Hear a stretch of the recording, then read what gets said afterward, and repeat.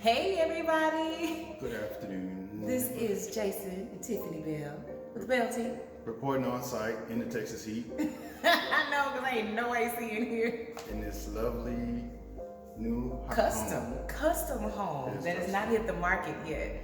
But yeah, this is the perfect canvas for us to give you tip number 2 today, which of course you know what we're doing all month long. We're doing tips, myths, and tricks in real estate. And so today, of course, we're talking about new construction. New builds. Cutting up dirt. Yes. And so today we want to do a myth. So one of the myths that, you know, comes up a lot is you don't need an agent to buy a new construction home.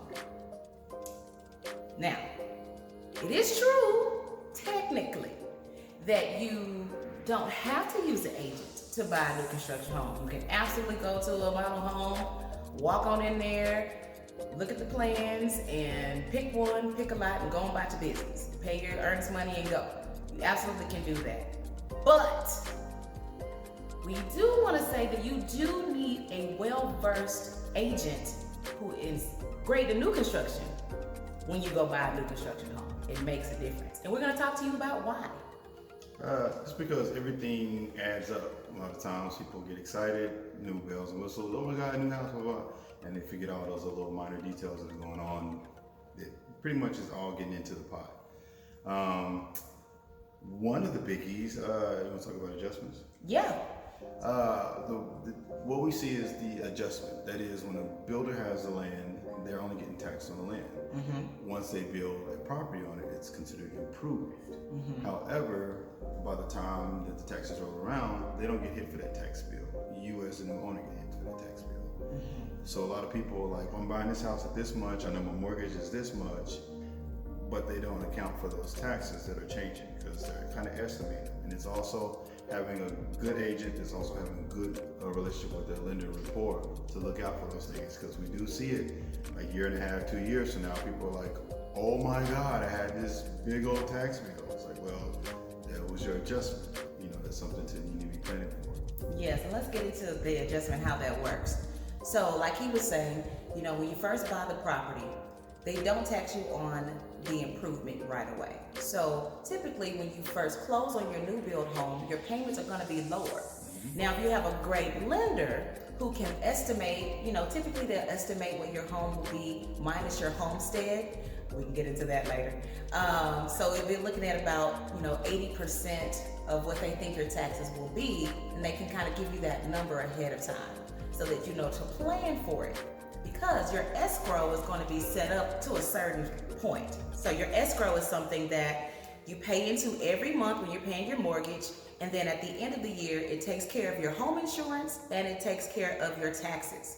So a lot of times what will happen is when you close on a new construction home, that first year you actually may get a little refund check in the mail because your escrow has a little bit extra left over because there have been no improvement taxes paid yet. And then sometimes around year 2, depending on when your house is finished, then that's when you see all the taxes come in. So you may see an extra anywhere from $400 to $800 per month increase on the payment you've been paying. So it's always good to plan for that. And that's why you need a good old agent to tell you about those things. Because we can't help you after the fact. We have had phone calls after the fact, and it's like, oh my gosh! Yeah, like we told you, it's coming. I can't do anything. Right. Gotta be there beforehand. You want to get into some of the contract things? Yes, also, so reason why it's good to have an agent when you buy new construction is the contract. So when you are buying a resale home, that contract, that TREC contract, is more geared toward the buyer. You know, more so, hey, we want to be able to choose the things that we want to maybe pay for, or maybe split with the seller, or something of that nature. But with a builder's contract, they don't use the TREC contract. They use their own contract. So it's important for you to have an agent who knows how to read those things. As of the pandemic that's been happening, as y'all can hear the stuff going on around us, yes, a lot of stuff started changing because it was hard to get materials in, the price of materials started going up, and You know, if you're just thinking, hey, I'm gonna walk in here and build a house and my price is gonna stay the same, but you didn't have someone read that contract and said that there was an escalation clause, because that started getting added to a lot of these builder contracts, was an escalation clause. That clause sits in there and says, hey, we know you contracted at this price, but at any point we have the discretion to increase this price, and if you don't want to pay it, this contract will end. So you want to have a seasoned agent who will be able to look at that contract before you sign it to make sure things are set and not going to change. Also, along with that too, what we've been seeing is some of the builders, you know, they would have, like, we're saying we're coming from this price point.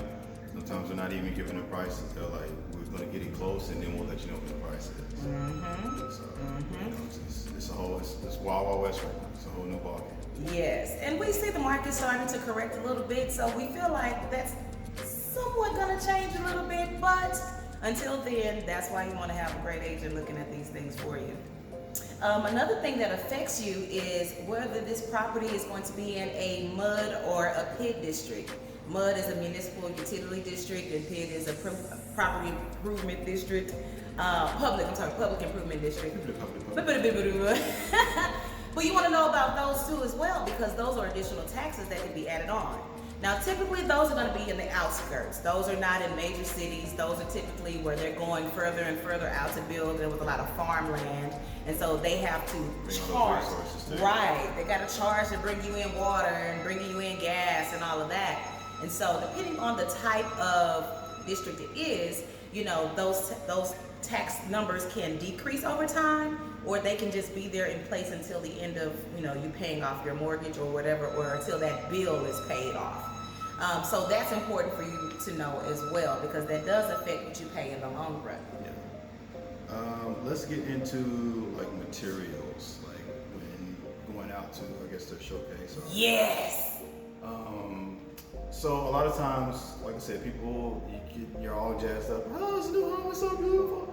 And then they take you to the showroom where you pick out your materials. Candyland. That's where a lot of people lose their mind. They go in there and pick any and everything. I want this tile and that floor. We would like to caution you to do it intentionally and tactfully when picking out materials, simply because they are charging you for everything. So, you know, you could get a better deal doing some of the work yourself versus letting the builder do it.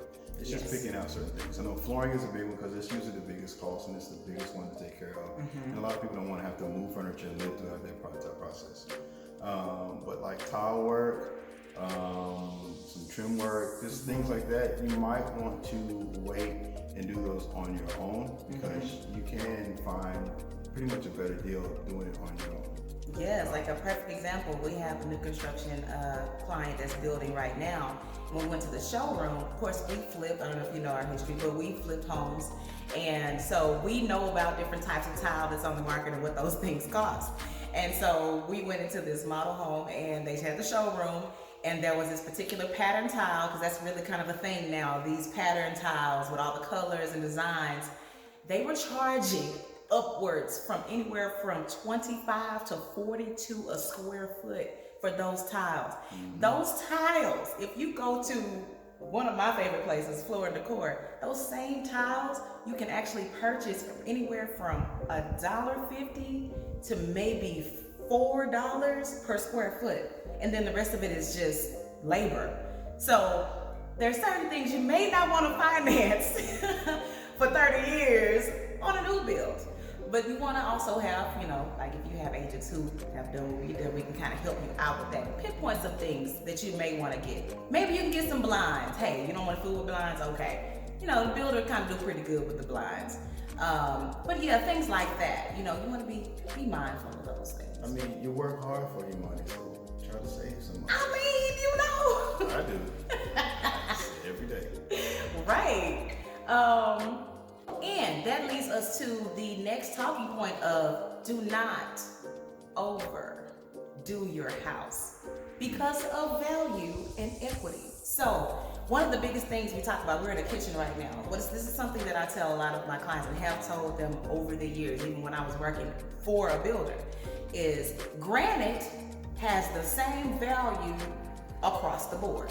right? So level 1 granite, it may not be as pretty and as sexy as level 5 granite, but guess what? When an appraiser comes in, he's gonna just see granite. That's it. You know, so get the one that works for your plan, works for your style, but don't overdo it, because you'll end up paying way, way, way more for the house. And you never want to be the most expensive house on the block. You always want to have it to where it looks good, it holds its value, but you don't want to be the most over improved house, because you don't have as far to go with your value. Yeah, and we have seen where you can run into, you're not getting that value back. Like you just got this big old money pit in a sense. But the area itself, it kind of has a ceiling for the value. Mm-hmm. So, it's just playing the game, but that's what we're here for. Yes. And also, talking about equity, I just had this conversation with someone just last week about they just purchased a new construction home, and they were excited because they purchased it right before things went into a frenzy this summer with values going nuts. And so they were like, yeah, we closed and we walked right into, $40,000 in equity. We want to get that and pay off some bills. I told them, wait. And he was like, huh? I was like, wait. He was like, why? The reason I told him to wait is because any house that is built in the year that your house is built, this is game, y'all. This is the cheat code. I'm trying to tell y'all, this is cheat code. Any house that's built in the same year or surrounding year that your house was built, if you're in there early enough, let's just say you close on your house and you're at 350. Most likely, by the time the next person that buys your same exact plan buys it, that price has increased already. And increased, and increased, and increased. So you may be walking into $40,000 of equity now, but by the end of the year, it could be upwards of 50 or 60, depending on how those price increases go. Especially how we appreciated. I believe we appreciated 21% from last year, just this year. See that? And it's not slowing down. It's still going. Yeah. So that's a little game for all of y'all that closed earlier in this year. Do not do a cash out refi yet. Don't do any of that yet. Just hold on if you can. Hold on a little bit, build that equity all the way up, and then you can tap into those resources, do things that you want to do. But yeah, that was our new construction stuff, our cheat codes and such. You go get a cold drink, you got this. And you know what? We might do a little video tour of this custom home that we just met this builder, and I like it. They got some things going on, and they invited us back in another 45 days or so when they get done. He was like, definitely come back. We're like, we will. Yeah. You want to pause it and go on? Yeah, let's do a little tour. All right, y'all. We are getting ready to give y'all this tour of this great custom home. They are working hard, diligently. And we just kind of stumbled upon it. It caught our attention as we were driving by. So we were like, let's go take a look.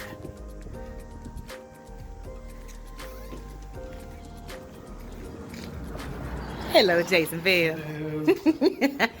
So they will have an 8-foot door. Of course, this is not going to be the actual door, but they will have an 8-foot door.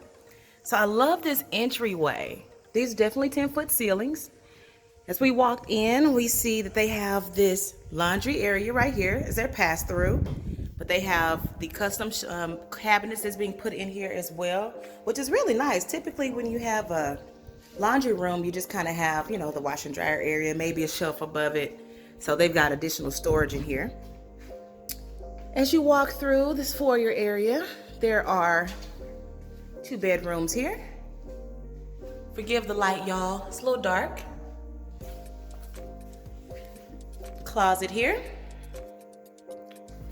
Another bedroom here. Nice bright windows. They've already installed the tile cabinets in the bathroom here. I love this kind of a light color, grayish blue tile. Just kind of pops. Floor has this great pattern. Remember we were talking about the pattern floors? Really, really, really nice. They got the shaker style cabinets in here. Going down the hall, so they have a half bath here. Actually really like these tile choices they put in here. I don't know if you can see the detail there. Really nice. So got a half bath with some storage above the throne area. Closet here, or maybe not a closet, maybe shelving, not sure. Can't wait to see when they finish out the trim. As you see, they're gonna put barn door here, so that's gonna be nice. As you saw, this was the kitchen that was behind us. They're of course still working on things. Got the oh yeah, work it, flip it. They will have the plumbing, so they'll have the sink here. Have the stove back there with husband. Area for the refrigerator. Nice flooring. And I love that what they are doing with this living room. So they vaulted the ceiling. So they have the 10-foot here. Oh, soft close, sexy. Yes, they vaulted the ceiling in the living room here. Very, very nice focal point when you first walk in. Makes it feel big and open. They're trying to decide what the flooring is gonna be, so I can't wait to come back and see what they're gonna do. But as you can see, looks like they're gonna have maybe a slider here. We will find out. And this is how I knew the house was custom. There is a room here. Now it looks like an office. Could be an office, could be maybe another bedroom. It's a little bit small for a bedroom, but does have a closet area back here.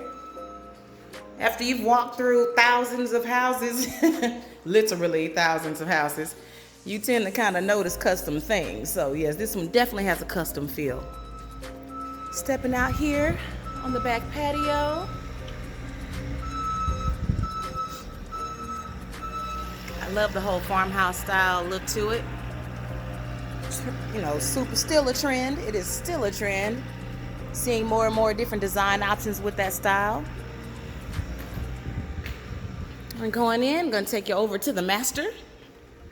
Now this house, y'all, is very exclusive. Like, this house is not even on the market yet. They decided they didn't want to kind of market it yet. They wanted to just kind of wait till they get all the stuff in. So you got your master in here. They did a step down shower. Now it looks like they're gonna have one of these nice, look at this. That means it's gonna be probably a pedestal.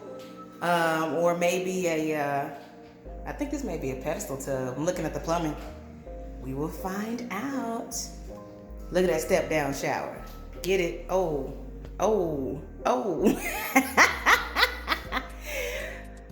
The throne room area here. It's a really good sized closet too. Let me check this closet out. All right. Get the job done. Hang a few things. Yeah, I think it's gonna look really good. I like the tile that they use down there, kind of that whole stone look. Yeah, still got work to do. Say about 45 days out, they should have it done and ready to go. Yes. All right, y'all. Thanks for hanging out with us today as we did our little tour through this new custom home. In the heat. In the heat. Out here sweating. We got the trickle going down the back. 138. It's not 138. Yeah, it's like 120, 122 or something.